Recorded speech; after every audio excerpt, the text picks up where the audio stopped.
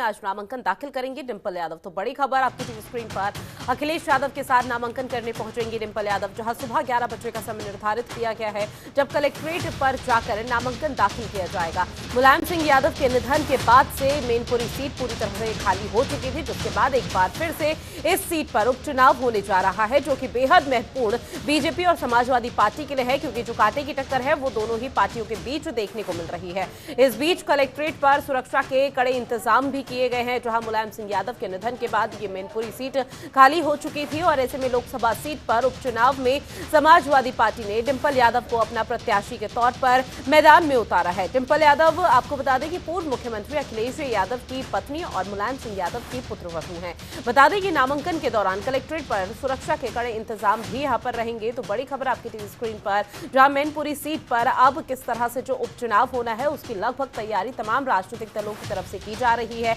ऐसे में समाजवादी पार्टी भी पूरी सक्रियता के साथ अपने प्रत्याशी के तौर पर यहां डिंपल यादव को मैदान में उतारा है। हालांकि अभी बीजेपी की तरफ से नाम यहां पर जारी नहीं हुए हैं, लेकिन कयास कई तरह के लगाए जा रहे हैं कि कई बड़े नाम ऐसे हैं जो बीजेपी की तरफ से सामने आ सकते हैं। अब चूंकि डिंपल यादव अपना नामांकन दाखिल करेंगे तो ऐसे में अखिलेश यादव की मौजूदगी भी रहेगी और ऐसे में शायद समाजवादी पार्टी के तमाम दिग्गज भी इस दौरान मौजूद रह सकते हैं और ऐसे में समाजवादी पार्टी के लिए मैनपुरी सीट जीतना बेहद महत्वपूर्ण हो जाता है।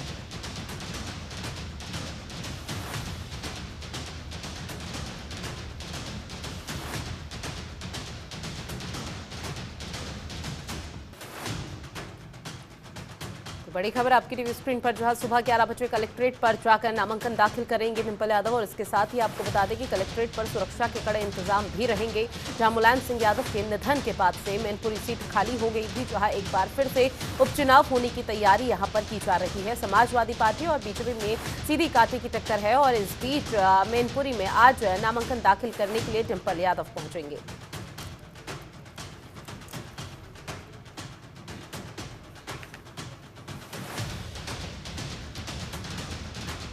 और देखिए ये सीधी तस्वीरें आपको दिखा रहे हैं मैनपुरी से, जहां किस तरह से सुरक्षा के कड़े इंतजाम भी किए गए हैं। हालांकि अभी फिलहाल किसी भी तरह की कोई हलचल यहां पर दिखाई नहीं दे रही, लेकिन आने वाले समय में जब सुबह 11 बजे का समय निर्धारित किया गया है तब एक अलग ही तरह की हलचल यहां पर देखने को मिलेगी। ज्यादा जानकारी के साथ संवाददाता रामानुज भट्ट हमारे साथ लाइव बने हुए हैं। रामानुज, क्या कुछ जानकारी, मैनपुरी में आज नामांकन दाखिल करने के लिए डिंपल यादव पहुंचेंगे? देखिए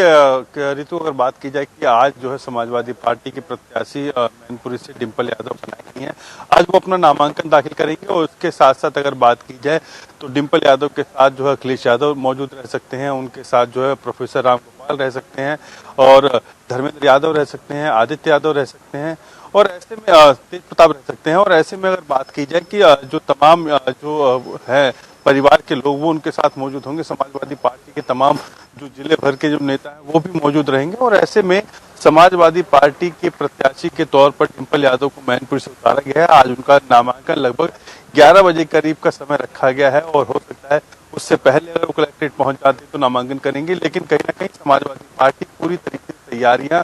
जोरों शोरों पर कर रही है कि मैनपुरी सीट को बचाया जा सके। और सबसे पहले जो है प्रत्याशी के तौर पर समाजवादी पार्टी ने मैनपुरी से अपने प्रत्याशी की घोषणा की है। जी अब बिल्कुल यहाँ पर सबसे पहले समाजवादी पार्टी की तरफ से जो तैयारी है, रणनीति है, वो रामानुज देखने को मिल रही है। अब चूंकि यहाँ पर जो भी प्रक्रिया है नामांकन दाखिल करने की वो अब शुरू हो जाएगी। हालांकि बीजेपी की तरफ से नामों का ऐलान नहीं हुआ और यहाँ पर सीधी कांटे की टक्कर बीजेपी और समाजवादी पार्टी के बीच में है। तो समाजवादी पार्टी के लिए मैनपुरी सीट कितनी महत्वपूर्ण हो जाती है? देखिए इसी से अंदाजा लगाया जा सकता है कि समाजवादी पार्टी के पास मैनपुरी सीट एक लंबे समय से और ऐसे में समाजवादी पार्टी का गढ़ माने जाने वाली है, यूं कहें कि यादव परिवार का जो है यादव परिवार वहीं से जो है आगे बढ़ा है अपनी राजनीति के क्षेत्र के अंदर। और ऐसे में अगर मैनपुरी सीट में दिक्कत होती है, अगर मैनपुरी सीट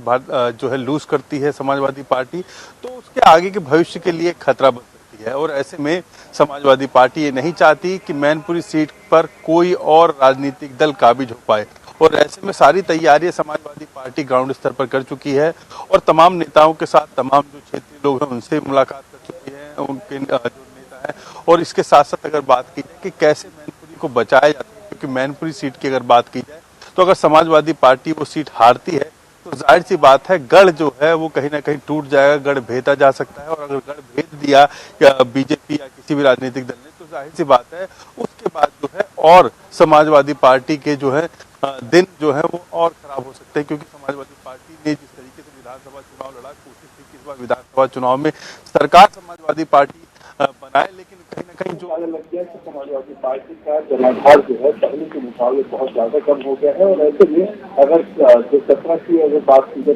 अगर जो 17 की अगर बात की जाए, 17 के चुनाव से थोड़ा ग्राफ बढ़ा है, लेकिन उससे पहले अगर 12 की बात की जाए तो 12 के हिसाब से कहीं ना कहीं लगातार जो ग्राफ गिर रहा था उसको जो है इस बार 22 के चुनाव में उन्होंने मेंटेन किया है। लेकिन अब कैसे आगे रखा जाएगा, कैसे इसको बरकरार रखा जाएगा, वो सबसे ज्यादा डिपेंड करती है मैनपुरी की सीट, क्योंकि मैनपुरी में जिस तरीके से समाजवादी पार्टी का होल्ड है लोकसभा के अंदर, और वो सीट अगर वो हार जाते हैं तो जाहिर सी बात है कि प्रदेश के तमाम और हिस्सों में भी आने वाला लोकसभा चुनाव जो है परिवर्तित दिखेगा। और ऐसे में समाजवादी पार्टी के पास 5 सीटें जो है लोकसभा की थी, जो चुनाव जीते थे 2019 का, उसके बाद से कहीं ना कहीं एक सीट फिर खो दी।